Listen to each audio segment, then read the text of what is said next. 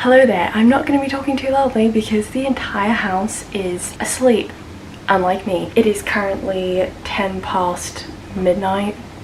Why did I say it like that? 10 past 12, hence the dramatic lighting. I'm sitting on the floor. I am exuding chaotic energy right now and I can't help it. So the deal is, I can't sleep. I just can't. I've had insomnia for a while now. I think it's because of my erratic sleeping habits. I'm not currently doing anything to fix those, so the likelihood of this changing anytime soon is minimal. But this time, instead of lying restlessly in bed, tossing back and forth, hating every waking moment of it, I decided to do something. This partially stemmed from being hungry, but now it's becoming a full-blown midnight tea party. Is this a glorified midnight snack or an innovative idea that no one has ever done or thought to do before? I think it's the latter. So first of all, I have to pack my picnic, so let's go do that. I know this may be considered rewarding bad behavior, but I don't know, to me this is self-care. Welcome to the kitchen where the magic happens. First of all, obviously we have to have some form of berries, so we have raspberries, blueberries and strawberries. It was at this point that I realized that the raspberries had fungus on them, so they were out, but the strawberries and the blueberries made it into the basket. Then, like any picnic should have, I buttered and packed in the remainder of a baguette. I realized for this to be effective it should have been an entire baguette, but first of all I probably couldn't eat a whole baguette by myself, and second of all there was only a small amount left, so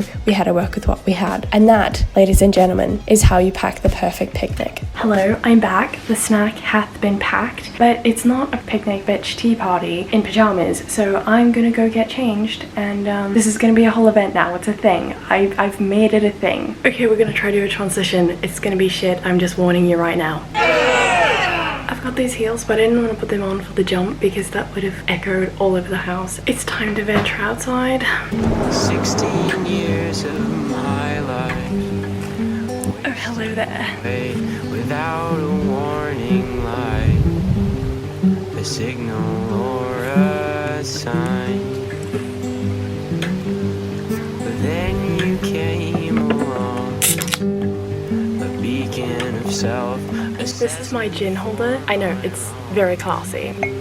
A reason Cheers. to move. Welcome to a safe space, a late space, if you will. I'm not going to be speaking too loudly because it's late. People are sleeping. I don't want to be blamed for other people's insomnia, so we're going to be considerate human beings tonight. Yeah, lately I have had the worst insomnia ever. You ask why? I say I don't know. It may partially be due to the fact that I don't know what I'm doing in life and I'm concerned that that's a problem. Apologies for the wind picking up. There's probably going to be a tornado here and then that'll be a fun twist for the video, so I'm not complaining. Let's talk about life, and by life I mean my life, because that is all that exists to me right now, because I have not seen many people in a very long time. You want to know how I know lockdown has changed me and has made me crave human contact and human company? Well, let me tell you. The other day I was alone at home and I decided to be a decent human being and go recycle some cardboard. So I took it outside. I was in socks. I had no keys, no phone, nothing, because I was just putting something in the recycling. Now the front door is a door that you cannot open from the outside. It automatically locks, but you can open it from the inside. So naturally I walk outside and a huge gust of wind just out of nowhere magically appears as I step outside and the door slams shut. So there I was, standing there, kicking myself for trying to be a nice human being. Obviously I looked for ways to break into my own house and there were none. No windows were open except for the second story, and I did not think I could scale up that high, and also I would probably have the cops called on me. I knew that my aunt and uncle wouldn't be home for about 2 to 3 hours, and normally I would be so mortally embarrassed at this point. I would just wait it out. I would just sit there for 2 hours doing nothing. And I did sit there for about 10 minutes and I got really bored, and I thought, you know what, this is such a great opportunity. I walked next door to the neighbors and the man answered and he was like, "What are you doing here?" And I told him my very embarrassing story, acting very remorseful, and then asking if he could call my uncle for me, which he did. Then he like vaguely offered for me to come on inside, like very British. Normally at this point as well, after having, you know, gotten him to call my uncle, knowing he would be home in half an hour, I would be like, no, it's fine, I'll just wait outside. But I leapt at this opportunity. I said yes, wholeheartedly, and went inside the house and spoke with two 50-year-olds for half an hour, and it was the most exciting thing that has happened to me in months. They just talked about how they hated their other neighbors the whole time, and it was really fulfilling for me. I also recently went into London. By recently, I mean yesterday. It was my first time in central London in 4 months, which was crazy. I was so excited to go back. You have no idea. It just kind of verified for me that the place actually still was standing. It was really good. It was still so empty, and things have changed a lot. People are a lot more wary of each other. It's not the same London feel anymore. Are we surprised? But what annoyed me the most was that on the trains, all these signs telling you to wear face coverings, with the train staff coming by saying like, wear your face coverings when you get on that train. There were still people not wearing face masks or coverings of some sort, which I just don't comprehend. How selfish is that? I genuinely don't get, after all this death, after all this time, you still aren't taking this seriously. Like, if you're one of those people, there's something wrong with you, because I don't understand how you can make that choice. Yeah, sure, the trains are a bit empty, but you're still putting other people's lives at risk by not wearing a mask. Anyway, that's my my motherly rant over. I also went to Folkestone the other day, which is like on the coast of England, which was so cool. It was beautiful. Really windy, but once again, just so grateful to be out and communicating with other human beings. The pubs had just opened the day before, so we decided to go get some takeaway gin and tonic. While we were waiting for our drinks, I had to make a conversation with the bartender. It's just something I do. Once again, human contact, there's a trend here. And I made the mistake of asking him, have you had many cases down here in Folkestone? Like, you know, just curious, wanting to know what the stats are. He looked at me and he said, there is no virus. And I said, sorry?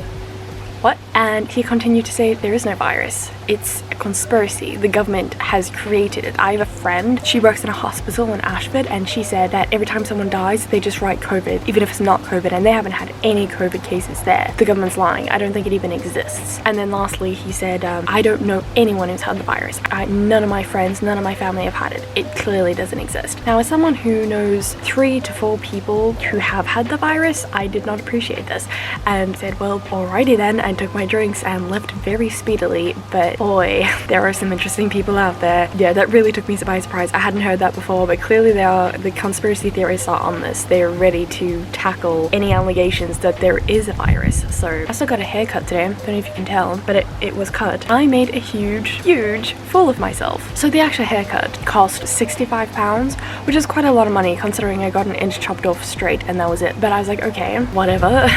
Went through with it, and then on the screen came up a little button to like type in a tip, and I was like, oh, the lady who cut my hair was actually really sweet, we got on really well. So I put in like £7, but I didn't. I accidentally put in £70. That's more than the haircut cost. So when my phone buzzed with that amount, £135 taken off my account, I freaked out and I was like, I think I've made a huge mistake. The lady who had just helped me do the transaction was like, what? And I said, now, I'm gonna sound like a terrible person saying this, but is there any way I can get a partial refund for some of that tip? Because I just gave you a lot of money and I'm currently saving and I can't afford to be just willy-nilly throwing around £70. It was just such an awkward situation, and she didn't even know how to do it. So she was like, well, I'm just gonna have to call the owner and tell her about it, and maybe you'll get a refund tomorrow. Maybe she'll contact you tomorrow. And I was like, thank you so much, and left like sheepishly, completely embarrassed. It was so embarrassing, and there were people behind me waiting to pay who witnessed it.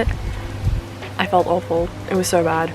I function so much better at night. Like, my brain just works.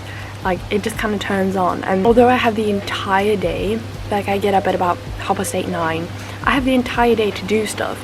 I get the majority of my work done between 7 p.m. and 10 p.m. at night. I don't know why my brain works like that, but I don't think it's helping. Oh yes, I've come to the conclusion that clearly I am terrifying without a face mask on. I've learnt that from my eyeballs up, that's where the money is. How did I come to this conclusion, you ask? Well, recently, also as in yesterday, I posted on my story a picture of me on the train with my face mask on, and I got 4, not 1, not 2, not even 3, but 4 different men who I vaguely know in some capacity, sliding into my DMs, messaging me some thirsty message with hearts and winky faces. Normally, if I post a picture of my face, I don't even get 1. So that was mildly offensive that when I looked my most attractive, it was when about 80% of my face was covered up. I'm not entirely sure how to take it, but I don't think I can help but be mildly offended. I'm sorry the background is a bit non-existent. Normally, there's a whole, you can't tell, but I will describe to you. There is a whole like wall of ivy behind us, and entangled in it are all these fairy lights. Because it's so late at night, they've already died, so no fairy lights for you. I'm so sorry. It probably would have created such a magical environment, but we missed out. Believe it or not, I'm still not tired. This whole endeavor has taken an hour and a half. It's now 1:30, but I still make myself get up early, so I'm just constantly tired because I make myself get up early because otherwise I don't feel productive. But then even when I get up early, I don't do anything until late at night. And then my brain is all working and firing and things are happening and I'm awake until 2 or 3 in the morning. And it is this vicious cycle that I just cannot seem to break out of. But I feel like if I let myself sleep in later, it would just make it worse. So I think it's good that I'm still waking up early, but then I'm just in this constant state of exhaustion. And I think it's making my aunt think that I have the virus. I mean, she's thought I've had the virus 4 times now, to be fair. Whenever I mention I have a headache or I'm tired or have aching limbs, she will immediately presume I have the virus. But each time we've taken my temperature, it's actually been below normal. Do with that information what you will, I guess. It's middle of July now, and I'm supposedly going back to work in August. I would assume in about 3 weeks. That is so soon. I feel like I need at least a month to mentally prepare myself for going back to a 5-day working week. I can't even, I'm already dreading it. Like, I already feel sick in my stomach at the thought of going back to work, which I know is not a good thing. I know that's not healthy, but